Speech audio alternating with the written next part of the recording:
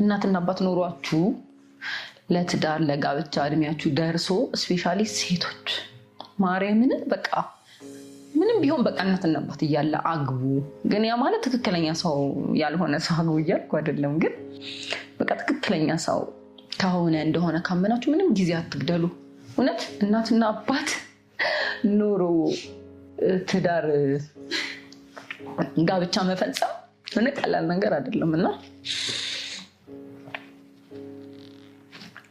አትሊስት እናት በቃ ወይ አባት ወይ እናት ካላችሁ ምንም ጊዜ አትግደሉ።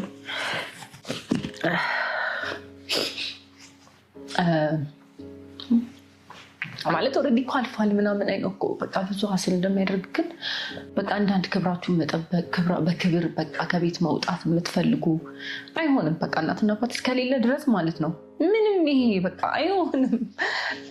ምንም ቢሆን የጎደላችሁ የሆነ ነገር እንዳለ ይሰማችኋል እና